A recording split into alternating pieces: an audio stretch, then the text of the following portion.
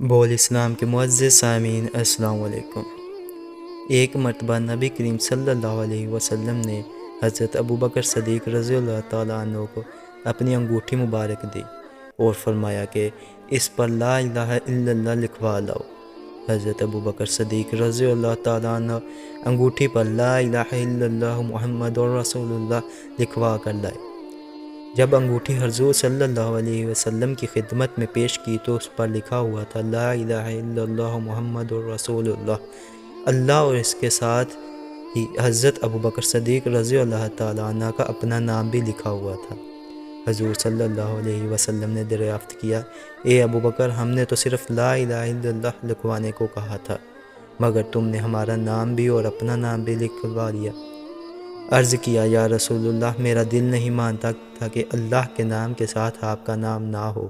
آپ کا نام تو میں نے ہی لکھوایا، مگر یہ میرا نام تو یہاں تک آتے آتے ہی لکھا گیا، ورنہ میں نے اسے ہرگز نہیں لکھوایا تھا۔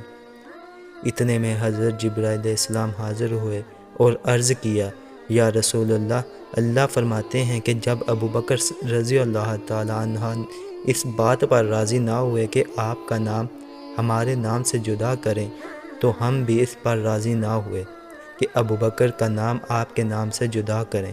صدیق نے آپ کا نام ہمارے نام کے ساتھ لکھوا دیا اور ہم نے صدیق کا نام آپ کے نام کے ساتھ لکھوا دیا۔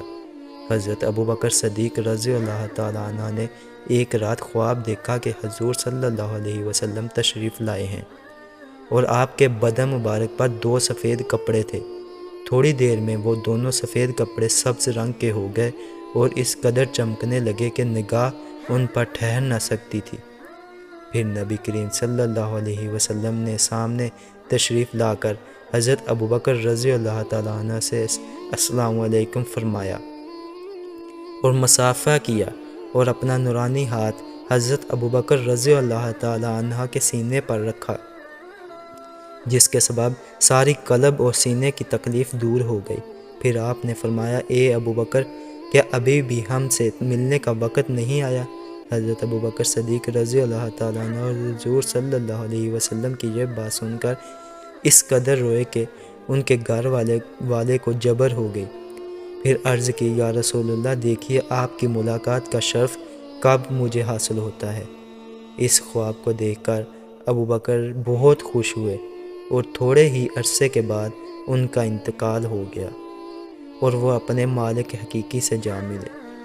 محترم عزیز دوستو، اللہ پاک سے دعا ہے کہ وہ ہمیں نبی کریم صلی اللہ علیہ وسلم کو خواب میں دیکھنے کی شرف عطا فرمائے اور اپنے پیارے نبی حضرت محمد صلی اللہ علیہ وسلم سے، ان کی آل سے سچی پکی محبت کرنے کی توفیق عطا فرمائے اور بروز قیامت ہمارا حشر نیک لوگوں کے ساتھ فرمائے۔ آمین ثم آمین۔